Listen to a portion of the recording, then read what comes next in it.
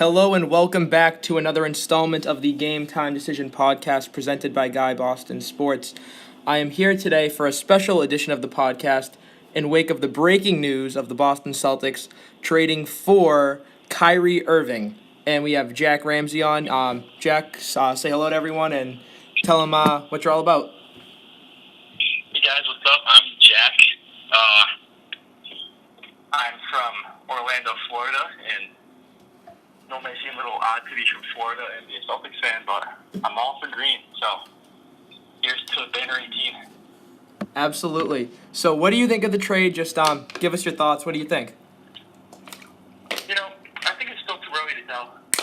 Obviously, Kyrie Irving is a great player, elite point guard, but Isaiah bled green. I mean, this man was to the point that he was playing a playoff basketball game for us, I think only a day after he had to put his sister legitimately into the ground. So it really showed you how much this team and the fans and the organization meant to Isaiah. But there's also the flip side of it's a business. And in the long run, Kyrie's only 25. He's not even in his prime yet. Isaiah's 27 or 28. And he may never have another season as good as he had last year. And Kyrie's still only getting better. I totally agree with that. And yesterday I was on another podcast, and I had said that I give this trade an A- for a grade. But after I slept on it, thought about it, really let it process, my grade has gone up to an A+. Honestly, I know you brought up what Isaiah means, and I loved Isaiah the person. I actually did meet him once, so I can say I love Isaiah the person. His character, the way he bled green, but it is a business, and I care about Banner 18, and I care about winning, and I don't think I think Isaiah Thomas, not only did he, he's not as good as Kyrie, but I think he actually hurt our chances of winning, because he's a ball-dominant guard, and he's not good enough to be a number one guy, but his skill set is that of a number one guy. So it's kind of like a hard place. This is kind of like how I look at it, as he's an excellent scorer, but he's not like an Al Horford, where obviously Al Horford's a number 3 guy on a championship team. Isaiah Thomas has the skill set, like the talent of a number 3 guy, but his style of play is that of a number 1, and he can't impact the game in all different ways like a Horford can. And then obviously his impending free agency, where the Celtics would have really been screwed because they were kind of cornered into giving him a max deal because they didn't have enough cap room. Max money. I agree with you 100%, but we would have been cornered into giving it to him because we were at the cap. So it's not like if we let him go that we could still have room to sign another star. But he was still, so it's better than losing him for nothing. So we would have been stuck with this core or lose him for nothing and still have no salary cap room. And that is really where you kind of had to move him. Same thing with Avery Bradley. Yeah, I mean, the moments Isaiah had in green are some of my favorite and some of the most memorable, instances that I'll ever have as a fan of any team. It's right up there as when my Mets went to the World Series. Isaiah's 53-point game in the playoffs is one of my all-time favorite moments. I remember jumping up and down and running around the yard like a lunatic, just because that's what that guy meant to the team. I mean, when the Celtics brought in Isaiah Thomas, I don't really think he was in their future plans as to going to the finals, winning the finals, building a team around him. He seemed more of a, let's see if we can build this guy up to be something, a nice complementary piece. And he just exploded. Oh, it was a great thing for the team, but it kind of put them in a corner as to, this guy's become really, really good, but he's not what we need. Exactly. And if you look at what we traded him for, it was a late first round pick. I think it was like the 28th or 30th pick, and Marcus Thornton. So obviously, considering what he was going for, his contract is well below market, and that's how he's viewed. And one thing I want to say is Isaiah Thomas is infinitely or was infinitely more valuable to the Celtics than he was to any other team. Chris Mannix of Yahoo Sports The Vertical had said a couple of months ago, right when after the lottery, when the Celtics got the number one pick, we were talking about it was Chris Mannix talking about potentially trading one of the guards to fill a slot for Markelle Fultz, and he had said back in May that Avery Bradley had more trade value than Isaiah Thomas. Isaiah Thomas was a product of this system, and if you see on the surface, for a disgruntled star like Kyrie who desperately wanted to get out, who was clashing with the greatest player in the world, you would think that Isaiah and Crowder alone would have been enough to make that deal happen. But Cleveland was saying, no, I'm having none of that. And obviously Ainge felt the same way. And Ainge has been very leery of giving away his assets. But I honestly feel like he got rid of Isaiah because it was kind of an out to get out of his giving him a max deal and the headaches of what would happen if he didn't. That's a great point, and the way I really look at the deal is, I don't look at it more of the Cavs are getting Isaiah Thomas. I look at it more, the Cavs are getting what's guaranteed to at least be a top 10 pick. Top 3, I don't know. The East is pretty bad, and you never know with a new star, not star, but a new player who could be a star in D'Angelo Russell with the Nets. But they're getting highly sought-after picks. Andre Zizic, I don't think he could be a star or an all-star, but he could be a very solid player. That's very overlooked. Yeah, he obviously has a body for the game, and he's really kind of one of the under the radar type guys who will be coming out to the scene this year. And Jay Crowder has one of the best contracts in the game. And he gives you a lot of flexibility being able to play small ball, which is probably his most valuable asset to the Celtics last year, is that he allowed them to play small ball. I agree with you 100%. And honestly, you know what's funny is that obviously we didn't see this coming, but the writings were on the wall to have this trade happen, yet still be prepared. Because if you look at our prior moves in terms of trades, trading out of the number 1 slot to get the 3rd pick and the Lakers pick. So we ensured ourselves of having a top pick either next year or in 2019.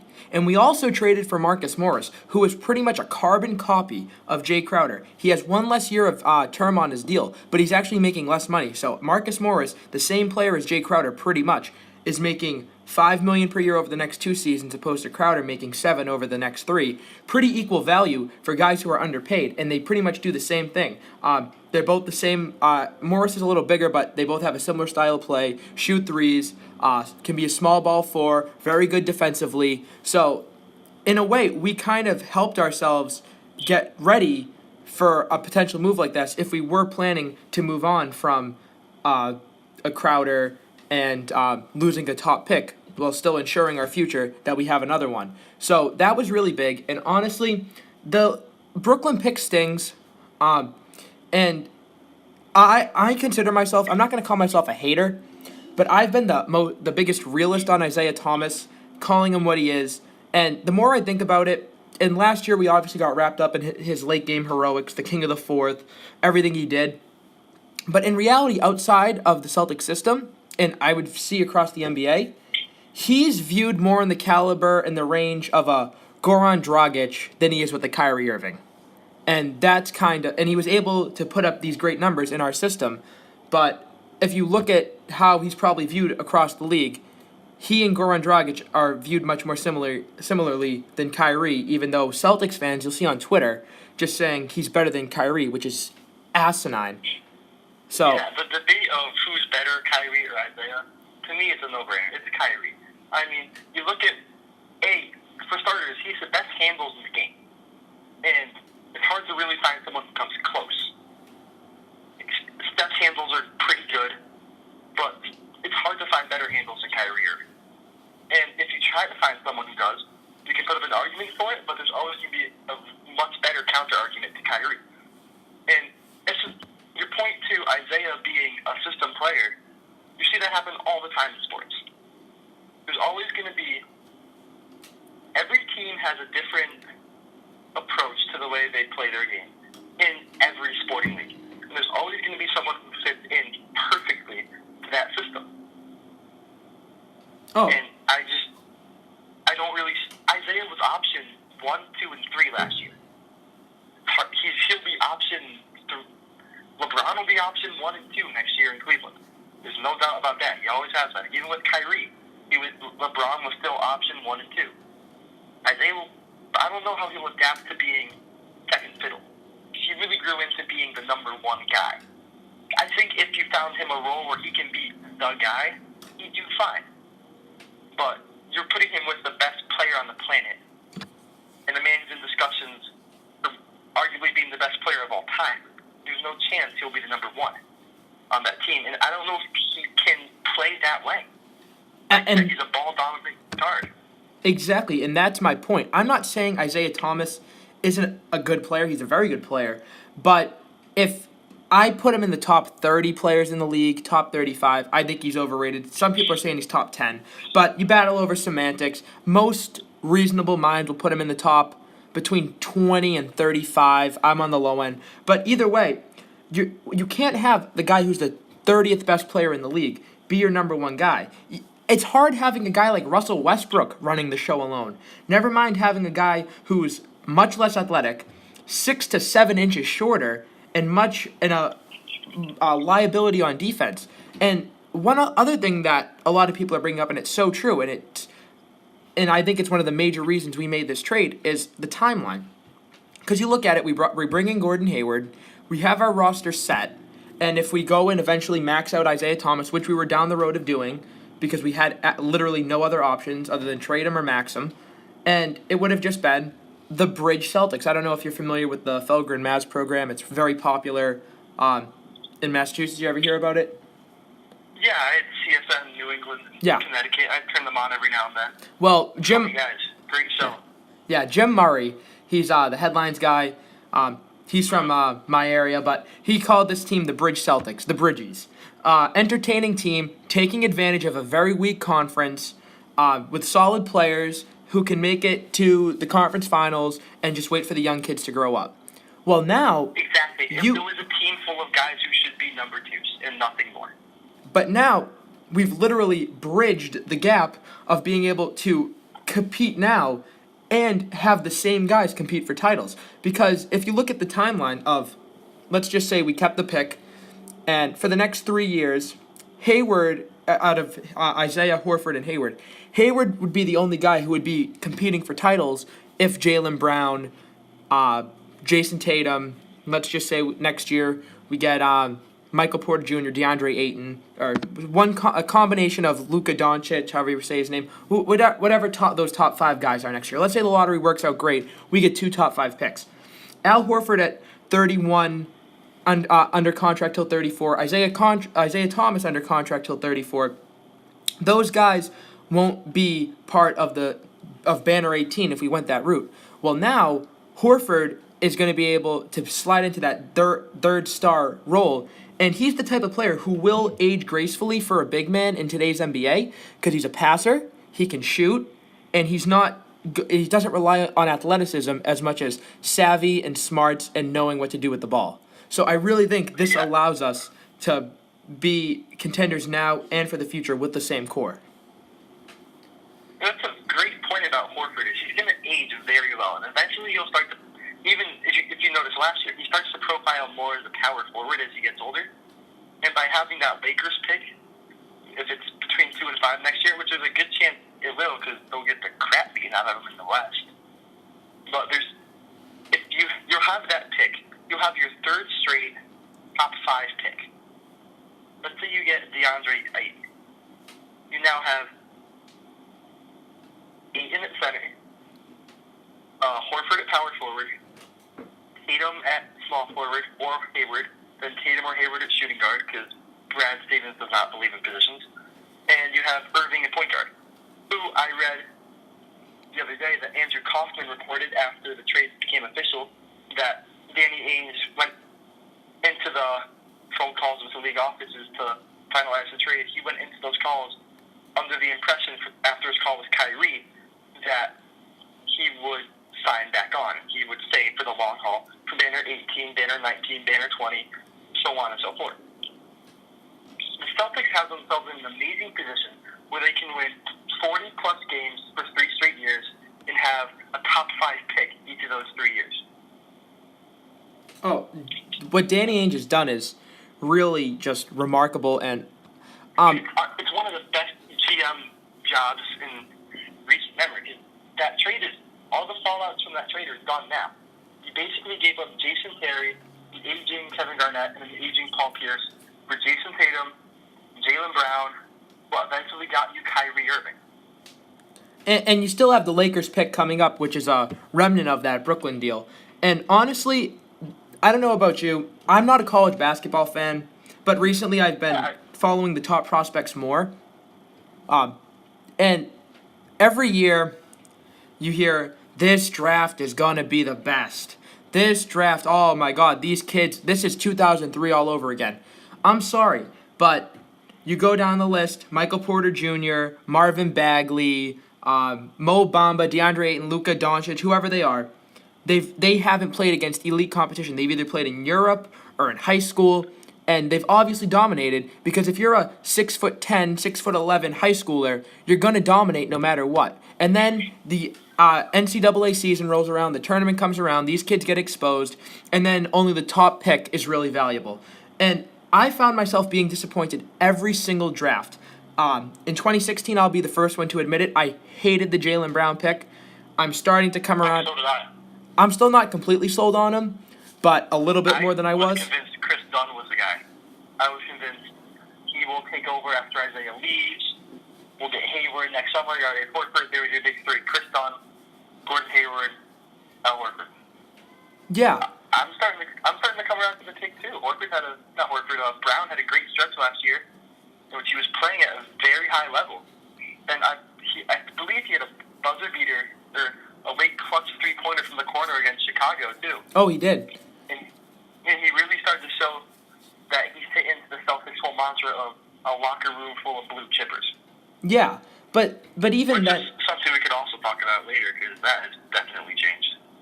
Yeah, but even then, you look at every time, even the Jason Tatum pick, which I kind of liked. Obviously, I was disappointed that we traded out and didn't get Fultz.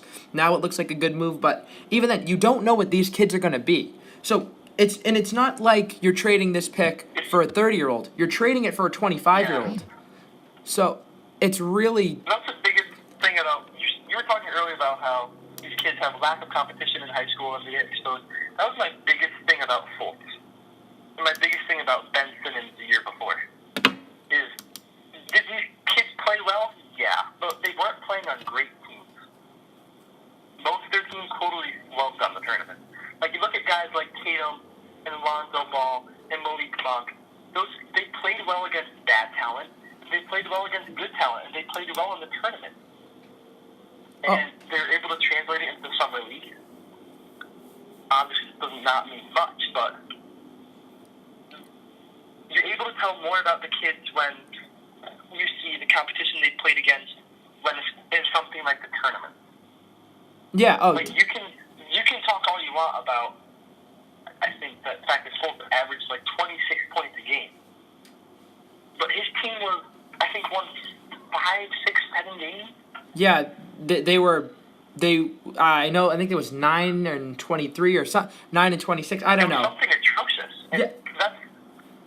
From there, I was able to tell that he wasn't the guy. He doesn't have the experience against good talent to be able to prove to everyone else that he can't. That his numbers just aren't just a fluke. Yeah. That's why I wasn't sold on Ben Simmons, because I wasn't able to tell if his numbers weren't just a fluke. And you look at Tatum, his numbers weren't a fluke. As a number 3 pick, you don't have to worry about the pressure of giving the number 1 pick a chance. He was the number 3, so he was able to slide into more of a role player type scenario where he only has to play 20 minutes a game. Yeah. And he can grow into the spot, same as they did with Jaylen Brown. And one thing I like about this is I have 2 points. First on Jaylen Brown. Like I said, I'm still not sold on him. honestly, I rather would have traded Brown than that Nets pick just because I'm not sold on him. Because one thing, although he was an atrocious shooter in college. He shot 34% from the three-point line this year. But don't forget, even though he didn't get a lot of minutes to showcase his stuff, on this team he was always put in the right situation. So he was always taking good attempts. So that's one thing. And another thing about this trade, getting rid of Crowder, who I just think despised Gordon Hayward. Go back to when Celtics fans at the Garden were cheering Gordon Hayward. He said, take it or leave it. I don't mind leaving if you want to boo, if you want to cheer for another team's player. I don't like that, yada, yada, yada. But having Jay Crowder gone and Avery Bradley gone, it really does and then obviously Amir Johnson's gone, Jerebko, all those guys gone. That opens up minutes for Jaylen Brown and Jason Tatum to really play 20 minutes. You can make a real case that Jaylen Brown will be in sixth man of the year conversation. Because Marcus Smart doesn't really fill that role where Marcus can go out there and play three positions. Marcus can play your point guard. He can play you a decent shooting guard. Not great, but Marcus, what's going to keep Marcus on the floor is his bulldog mentality defense. Oh, Look at a guy like Brown. He can play shooting guard. He's natural point guard. He's athletic enough to go out there and play tower forward for 10 minutes. He can do what you need him to do. Not to mention, he's an athletic freak. He's only going to improve. I'm a big Marcus Smart guy, and my whole view on Marcus Smart was really cemented, not this year, but last year against the Hawks in a losing effort in that series. But when he, at 6'4", went out and shut down Paul Millsap at the end of a game, that really spoke to me on what balls he has. And now I'm just going to ask you, what would your starting five be? I have mine in mind, but what would you say if you were Brad Stevens, opening night, October 17th against the Cavs? Who would you roll out there? What would it be? Well, barring no more moves, I run out Irving. Tatum and Hayward are interchangeable at the 2 and 3. Morris and Horford. So you would throw Tatum into the starting lineup. That's interesting. I've seen Jaylen Brown's name tossed around, but not many people have Tatum. I like it. I think he... I personally just think Tatum's better than Brown. Oh. This is about winning. This isn't about getting guys to mature into the roles. You should be able to tell a guy that Tatum seems like the type of guy who you tell him to do something, he'll do it. And he'll do it to his best damn ability. If you tell Jason Tatum, I'm going to start you at shooting guard game 1, he'll give me 24 minutes, he'll be like, all right, and he'll go out there and give you the best 24 minutes he can give you that night. And honestly... And that sense reminds me of Isaiah Thomas. That he'll go out and give you his best with whatever you need him to do, and he won't complain about it at all. And even though Jaylen Brown obviously has a year of experience under his belt, I still feel that Jason Tatum is more polished and NBA ready as a rookie than Jaylen Brown. But my starting five... much better offensively. Yeah. But my starting five would be Kyrie at the point, obviously. I'd have Marcus Smart at the 2. And then and then I'd go Hayward, Morris, Horford. And the reason I say that is because you're losing the defense of Avery Bradley. That was going to be my exact question. And Kyrie Irving, I think, is a much better defender than Isaiah Thomas when he wants to try. And one thing I can say about Kyrie is, like, a lot of fans will say, well, you didn't really watch him play well, because even Gordon Hayward, to an extent, like, I saw him play a little in the playoffs, I saw him play against the Celtics twice, but I didn't get to watch him a ton. I got to watch Kyrie a ton. And then in the finals the past 3 years, I'm not going to say he put the clamps on Curry, because no one really puts the clamps on him, but he defended Steph Curry as well as he could really be defended. So I think Steph Curry went 4 of 15 in Game 7 of the NBA Finals a couple years ago, and Kyrie Irving was guarding him. Yeah, and Kyrie can defend, but in the regular season, effort's an issue, and it's like that for a lot of offensive superstars. And then you look at Smart replacing Avery Bradley, and I think if he doesn't have to be a great shooter, because we're just an all-around offensive juggernaut, honestly, with Kyrie and now Hayward coming in, and Horford, very underrated. I think his problem Horford is that he doesn't put up a great point totals because he doesn't take a lot of shots, but he's still a very efficient offensive player. And I think that you can take a step back a little bit on offense to have that bulldog on D. And then I really like to see Brown, Tatum on the second unit together because I think that's the future of this team if they don't get traded for Anthony Davis, which I kind of want to bring up later. So I'd like to see them run together and not be split up. And obviously, this is Smart's last year. Brad loves to use his second unit. Wouldn't that be awesome though? Like watching those two young kids. Oh yeah, if you were to tell me that we'll run out a second unit with Brown at the 2, Tatum at the 3, and Yabu at the 4, I would be ecstatic. We've really become like a knockoff Warriors brand where you can like put any guy at any position. Smart has been played at the 4, like I mentioned, on defense. Brown can play anywhere from 2 to 4. Hayward, Morris can play 3, 4. And Horford, I like him at the 5 because in today's modern NBA, even if you're a 5, you're not banging in the paint. I mean, if you're playing the Andre Drummonds of the world. When everyone thinks of the 5, they think of the Drummonds. They think of DeAndre Jordan. Yeah.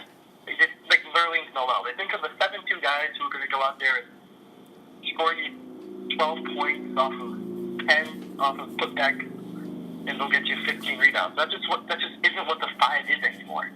Like the rebounds throughout most teams are much more spread out now. Like you look at Russell Westbrook averaging 10 a game. He's a point guard. The 5 has really become more of an offensive-minded position in a way. Oh, but, yeah. But what Horford gives the Celtics is he expands the floor, which is something that they haven't had. Yeah, and huge reason why we beat the Wizards last year in the Eastern Conference Semis.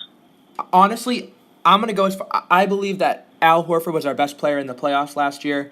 Isaiah had great games, obviously the 53-point game, but overall for consistency, what Al Horford did throughout the playoffs was he was the unsung hero. And I'm just a huge Al Horford guy. I say it every time I write, I speak, I tweet. The first Celtics jersey I got after the start of last season was an Al Horford jersey. Honestly, and I am proud to say that. Up until literally like a month ago, I didn't have a Celtics jersey since Ray Allen, which I got in 2009. And then I did get Al Horford and Isaiah Thomas jersey because Olympia Sports was running a little promo. You get one and you get one half off, and they only had Horford and Isaiah. But I went in to get Horford, and I got Isaiah too. I'm not gonna burn it. I think that I'm not even gonna give people. Outrageous. I'm not even gonna give those people attention. Like, let's not talk about that. Yeah. You're not getting your 15 minutes of fame on this podcast. But yeah, I mean, I'm kind of in the same boat. For the longest time, I didn't have a Celtics jersey. I've always been like a bigger baseball fan than I was anything else. Like I liked the Broncos, but like my expansion with sports has really grown over the past couple of years. Like I'm gonna be completely honest with you. I haven't always been a big Celtics fan. You know, my dad is friends with Sean Graham, the radio voice. Oh yeah. So I knew how the team was doing. I went to a couple games, so I wasn't like invested in the team. Then Isaiah Thomas came around. I flipped over into a game one day. He was having a big game. I'm thinking to myself, because I was a basic, basketball fan. I'm like, what is a 5'6" kid out there doing, raining threes and showing more hustle than anyone else on the floor? And Isaiah really got me hooked on the Celtics. He was the first jersey I had. Wow, and I think that really does speak to a lot of Celtics fans. My experience is very different. So I'm obviously a Boston kid. Baseball was my first sport, my first love. I really got into basketball the year after the Celtics won the championship. I'm 18, so I was like 7 or 8 when they won the championship. But gotcha. My first, Paul Pierce was my first jersey. Paul Pierce was my childhood. Paul Pierce was my Isaiah Thomas, even though he wasn't like a little guy. He was obviously a higher pick, more talented. But he made me love basketball. Your fandom of basketball. Yeah, but honestly, if I'm being honest, after that trade, I was just rooting for tanking. I would watch every game, and I'm scarred for life because there was a game against Miami. It was LeBron's last year in Miami, and Jeff Green hit an impossible 3 in the corner to win the game at the buzzer. And that was like one of my worst moments. I'm like, dang it, like, I want Andrew Wiggins. Like, why can't you just tank for Wiggins or Jabari Parker? And obviously we ended up getting Smart. But I'm the type of fan who I want what's best for the team in the long run in terms of championships. I totally get that. Me being a Mets fan, I go into games thinking, it'd be fun if we win, but I don't mind a loss. I don't mind getting. I'm more of an analytic guy, not an analytic guy, but I'm a bigger picture head guy when it comes to any sports. I look at the Celtics and I say, well, yeah, they're totally turning the roster over, but all the guys who are impending older free agents are gone. They only have 2 guys over the age of 30. And, I realized with the Sixers trade that, that opened more doors for them. The possibility to deal the Nets pick. And at the time, Avery was on the team, so I'm thinking to myself, no, you can deal the Nets pick and Avery for whoever, a competitive, good, small forward, sign Hayward, put Hayward as a team. So, yeah, and I have no problem with rooting for tanking. And my I mean I'm not gonna say my only problem with this trade, but the only thing that makes this trade less than stellar for me, is not only the fact that we gave up the Brooklyn pick, but if you look at the stars who have been dealt, you go through to the trade deadline. DeMarcus Cousins was given up for a protected first-round pick, which was number 10, and Buddy Hield, and then a bunch of salary filler. Obviously, Jimmy Butler was dealt for a package, which I think is better than people give it credit for, because had that happened last year... is very quietly a rising star, in my opinion. That's true, and don't forget, Chris Dunn was so highly sought after last year. I know he had a terrible rookie year, but it's too early to judge. And they also gave up this number 7 pick. So you gave up... So that was a substantial package, but it was still less than what the Celtics gave up for Kyrie.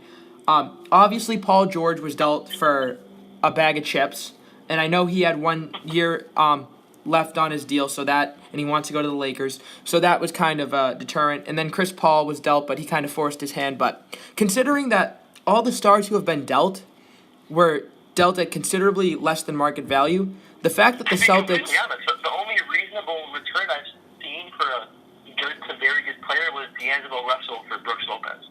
And Brook Lopez isn't even in that tier, which is crazy. No, but even then, you can make a case that the Lakers overpaid. Yeah. Oh, definitely. But in that case... No one really seems to be getting their market value.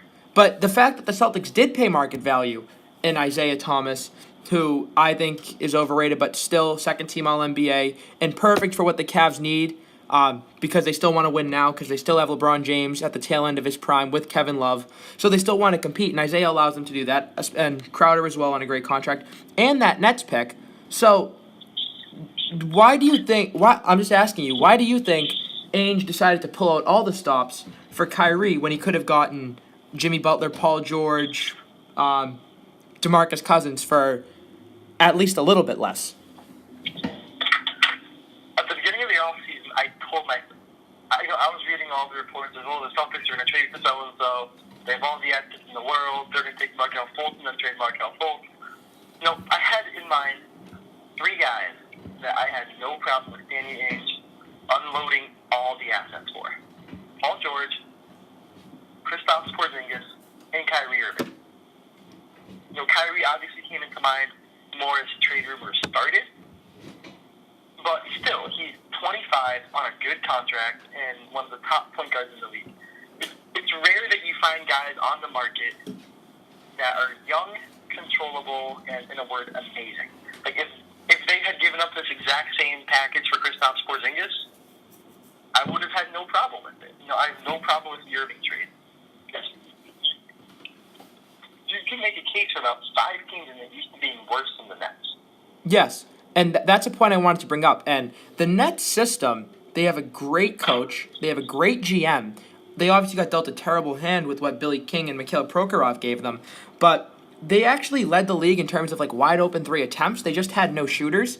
Brook Lopez learned how to shoot and was healthy. But other than that, they were trying out Sean Kilpatrick, Jeremy Lin was hurt. They had Spencer Dinwiddie, Yogi Ferrell, who actually lit it up with the Mavericks. They let go of him. They had Joe Harris, just a bunch of scrubs. And they obviously acquired D'Angelo Russell. They got rid of Lopez, and they brought back in Allen Crabbe and Damari Carroll. And obviously, Damari Carroll and Allen Crabbe aren't world beaters. But in a league where the Hawks are absolutely terrible, they lost Dwight Howard and Paul Millsap. They're garbage. The Bulls are tanking. The best player. The Knicks are somehow, including the football team in green and the baseball team in blue and orange, the Knicks are somehow the worst run organization in New York. I know the Knicks are bad. Phoenix, I really like what they're doing, but I still think they want to tank. They're still going to be bad for a little while. They still want to tank, I think, one more year to get another top pick to pair with Josh Jackson and Booker. The Pacers are bad. Not the Lakers. They have Ulis out in Phoenix too. Yeah, the other Isaiah. Tell me that the Suns would have eventually end up having a 4-player combo of Ulis, Booker, Jackson, and another top 5 pick.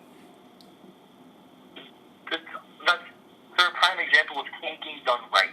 Yeah, but and honestly, and the Nets obviously have no reason to tank. So right there, and don't forget they play in the East, so they're going to be getting a lot of wins. And Philly, I know a lot of people are high on them right now, but if Embiid and Simmons don't play, I have no opinion on Philly until I've seen all 4 of them play at least 5 games in a row together. Philly this year, they're the most interesting team, I want to say, because they could finish in last place again if Embiid and Simmons don't play, and they're just stuck with Fultz, who could put up great numbers and not win.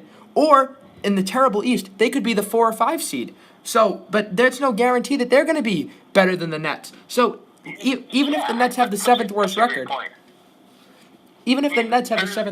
it's not that this trade's a win. Yeah. And Orlando, God bless the fans of this team, but the Orlando Magic are a mess. Oh, I forgot about them. They're a mess. Yeah, and I mean, you go into a convenience store, or let's say you go into Target in Boston. Oh, that's where I work. Yeah, you go to the school supply section. You have Patriot notebooks. You have Red Sox folders. You have Bruin whatever. Yep. You go into a Target in Orlando, downtown Orlando. You have Orlando City Soccer, a program that has been around for less than 3 years, I think. And you have the Gators, and you have the Seminoles, and the UCF Knights. Nowhere do you see anything of the Orlando Magic. So not only are they just a bad team, as they've lost, at least it seems to be, they've lost the public support of the fans in the area. Because you don't see people walking around in Magic jerseys or Magic hats. I will tell you, I'm a Boston fan, but I wear my Dwight Howard Magic jersey with pride. He was my favorite non-Celtics player back in the day, dragging that bum team of Jameer Nelson, Rafer Alston, Hedo Turkoglu, Rashard Lewis, and what other bums they had to that finals against the Lakers, beating LeBron James. So Dwight Howard, he ripped that city.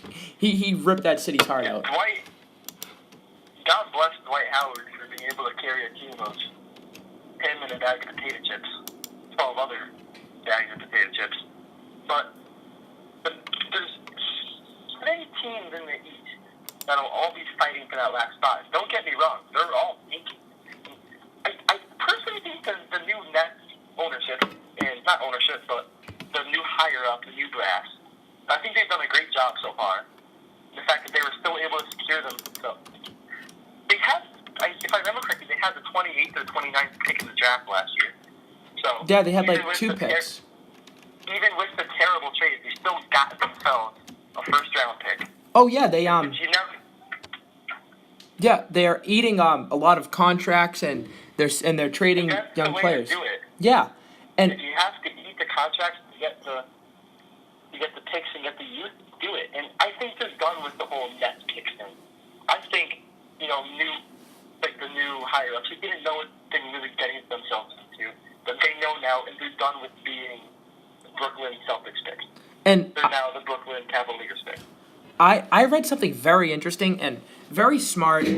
It was Sean Marks, the GM of the Nets, and he was talking about how he planned to rebuild, and there was one strategy which would have been really stupid, but a lot of the owners and other people in the management wanted was to just try to sign, overpay free agents, and become a borderline playoff team, almost out of spite to the Celtics. So, and that's what I thought they would do this year, but they were smart. And they went young, and they ate Timofey Mozgov's contract to get a young asset in D'Angelo Russell. They ate Damari Carroll's contract to get another pick. They traded Bojan Bogdanovic to get a pick last year. So they actually went the smart rebuild way. But I thought they were going to go get like a Serge Ibaka or a Jeff Teague, someone like that, overpay them, JJ Redick, overpay them a ton. But Sean Marks said no. We can get to JJ Redick's contract in a bit. Oh. And he decided against it, and he went with the smart rebuild. So I think that's a team, like an actual like cohesive unit, and they might not be great, but like you said, with all these other teams tanking, the Nets aren't trying to tank. They're The Nets are on the back end of a rebuild. This is a big year for them in the sense that they're trying to prove to the rest of the NBA, to their fans, that they have guys in their system that they trust, that they think can lead them into the future, and that can play.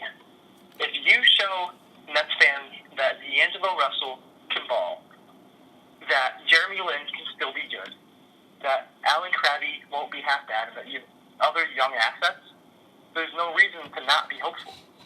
And you're still going to be bad for a couple more years. That's expected, but you're going to start getting those picks back. So your 2019 pick should still be a top 10 pick. Then not even another top 10 talent to go with D'Angelo Russell. Yeah, and they still play in the New York market, and they'll be able to lure some free agents like the Mellos of the world who just want to be in New York, even though I hate Mello, but just something like that. And but before just to wrap things up, so do you think that this trade puts the Celtics over the Cavaliers in 2017-2018 season?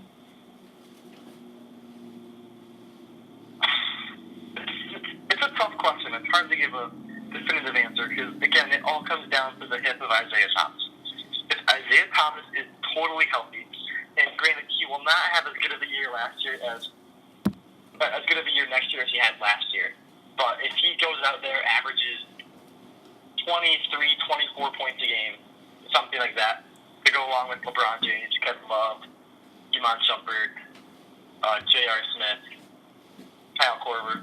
They have guys on that team that can score. So now you're adding 24, 25 points and an elite three-point shooter.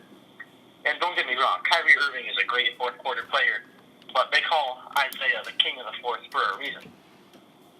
So if he goes out and does that, no, I think the Cavs are still a better team because they still have LeBron James. But if Isaiah's hip is not what it's supposed to be, because I think I read the other day that surgery is still an option for Isaiah. That is not totally closed out and locked away. So if he comes out, his hip bothers him, he averages maybe 15 or so points a game, goes down to the surgery. Now I don't even know who the Cavs would start at point guard. Probably Darren Williams, which does not do them any good. Now you have LeBron with no motivation to win. You have a crappy point guard, an aging Kevin Love,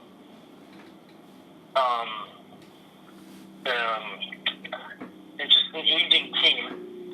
And now your second best player is on the sideline, and your best player has no reason to win. It can be a cakewalk for the Celtics to the finals. That's all this year should be about. If you win, great. If you don't, that's obviously not as good as it could have been. But if you tell me the Celtics will make the NBA Finals this year, that's all I really ask for. I don't care if they lose by 40 in all 4 games. Well, of course I care, but the goal for this year should be to get to the finals and get past LeBron. And any way in which they do that, it's a success. Oh, I agree 100%. Just like how this past season, My goal was make it to the Eastern Conference Finals. I don't care if you get shellacked by LeBron. The fact that you made it there showed something. And honestly, as much as I'm huge on this trade, and I really think the Celtics are good, I think it has nothing to do with Isaiah Thomas, and it has everything to do with, to quote LaShannon Sharp, 6'8", 250, December 30th, 1984, LeBron James. I think he's the greatest player to ever live. And the fact that he is still in the Eastern Conference in his prime, albeit the end of his prime, I just don't see us getting past him. I think we have a chance where, if you ask me, obviously this past season, I gave us like a 1% chance of beating him. Now I say we have like a 25 to 30% chance, but I still think that we can't beat them this year. But the next 5 years, totally different story. And now the last thing I wanted to bring up, that just popped in my head. Do you think the Celtics can still acquire a guy like Anthony Davis? Not this offseason, but within the next 18 months. Do I think they can? Yes. I think a guy like Andre Drummond should more be in their sights, just because that you can move Horford to the 4. Now you're obviously bringing in 12, 13 rebounds per game with Drummond, which was, I think, the biggest reason the Celtics didn't win 56, 57 games last year and weren't more competitive in the Eastern Conference Finals, because they got out-rebounded almost every game. Sometimes it got to the point of it was embarrassing to watch. I think Avery Bradley was second on the team with rebounds with like 5.5 a game. Yeah. So if you can bring in a rebounding-centered person, then of course. But Anthony Davis, if he comes in, will be a superstar, of course. But I don't know if he really fits what the Celtics team needs. I personally don't think they need another superstar, because Golden State is not going to be able to keep the core 4 together. LeBron, all indications are pointing to he's on the way out. If LeBron leaves, there's no chance Isaiah stays, unless LeBron told the higher-ups, get me Isaiah, and I'll stay. Well, I think Isaiah in Cleveland without LeBron is nothing. In terms of Andre Drummond, I was a huge Drummond guy, but just thinking about the way the Celtics are building this team in terms of spacing and his complete inability to shoot free throws, I think that kind of takes him off the table. And then finally, if you look at the salary constructs of this team, the fact that Isaiah's contract of $6 million is gone, Avery's deal of $8 million is gone, Crowder's deal of $7 million is gone, our only real salary outside of our big three, Horford, Hayward, and Irving, are the rookie deals, Smart, Jalen, and Jason Tatum, that we would need to deal those guys in a trade just to make salaries work. And the only guy who trading a combination of those players for is Anthony Davis. So in terms of another big move, I still think it's Anthony Davis because of the package we'd need to give up just in terms of salary. It would have to be him. And I hate to say it, like, I could go, if you want to get me talking for, I'm not joking, 7, 8, 9 hours a day about how Kevin Durant ruined the NBA. The fact that I still think acquiring Gordon Hayward and Kyrie Irving to a team that just went to the Eastern Conference Finals is still not enough to win a championship or even compete because of what he did, that just shows like the impact he's made. But the fact that he did that still makes me think the Celtics don't have a chance to win the finals unless we get an Anthony Davis, which is crazy. If you had told me at the end of the Hawks series a couple years ago that the Celtics, starting the 2017-18 season, would run out a lineup of Kyrie Irving, Gordon Hayward, the number 3 overall pick, Marcus Morris and Al Horford, and that they still have Marcus Smart coming off the bench, they'd have very, very valuable, good bench pieces. And another number 3 overall pick and another top pick. Yeah, not to mention another top pick in Jaylen Brown. I would have asked, where is our ring? Let me see banner 18. Like, I don't think he totally ruined the NBA, because obviously that big core for them, especially with Curry's latest contract, I don't care how much revenue they bring in. They play in, I think they're in Oakland, I think. But yeah. It's not a huge market, as the Oakland Raiders will show you in terms of market size. It's not a huge market. So they're not going to be able to run out a $200 million payroll like a team like the Rockets might be able to, or a team like the Lakers might be able to. Yeah, I definitely think Clay is going to be gone within the next few years, but at least for the next... I don't see Draymond staying on for a while either. Yeah, but I hate to say you root for an injury, but the fact that Kevin Durant did take less money to have Iguodala and Livingston stay and add a Nick Young and a Omri Caspi, that just shows, like, that team's going to be so unstoppable. And if... I'm not even going to go down this rabbit hole. I'm just going to say one thing. If KD had not even just come to Boston, which I obviously would have loved, but if he had just stayed in OKC, just like that team, obviously they wouldn't have gotten Paul George, but like that team, if they had like Oladipo with Russ and KD, like, and then the Rockets the way they are, like the league would just be so competitive. You could have been a real factor there. Yeah, just like that team as like a whole would have, like, just the league as a whole would have been so much more competitive. But I always want to work in a way to say fuck you to Kevin Durant, because the Celtics fucking get Kyrie Irving and Gordon Hayward, Al Horford, and within a year, within like 16 months, and I still don't think it's good enough to win an NBA Finals. So that's just, damn it. I doubt if they had brought in Durant, they would have had the chance to sign Hayward. But let's just, for fun, say they did, and they were somehow able to run out four that consisted Irving, Hayward, Durant, and Horford. You can start me at power forward. I don't care. That team is winning the finals. I know. We could just go through this with Durant. I hate that man so much. You can put Danny Ainge at power forward and they'll still win. Durant did, in some ways, help the Celtics by not coming. Because they're obviously going to it forces their hand to have to go out and get stars. They went out and they got Al Horford. I forget the timetable. I think Horford signed before or after. I think it was before. Yeah, but it forced their hand to go get Gordon Hayward, who's going to create more ticket revenue, going to create jersey sale revenue. He's going to bring more money to the table. He's going to help them go deeper into the playoffs. So it helps. What Durant did helps the big teams. Like, it helps the teams that were already good that now we're forced to go out and try to become great. Yeah, it's just going to be so hard to match that juggernaut out west. And looks like we're up to about like 50 minutes on this podcast. We're going to have to end this. But thanks so much, Jack, for coming on. Anything you want to plug? Your Twitter? Anything else? Give it a shout out. Yeah, I'm at Jack Ramsey on Twitter. So find me. And I'd love to be on again sometime soon. Oh, definitely, man. And maybe we can talk some Mets. I'd rather not. It's just crazy to think within 2 years how that team, with that young rotation of Harvey, Syndergaard, DeGrom, Matz, it just Wheeler, and they just went to absolute shit. Like, I just can't. No, I don't have much. I don't have faith in young players really anymore until they've proven that they can be good and stay healthy. Like you can ask me like what I think of Jason Tatum. I think he's great.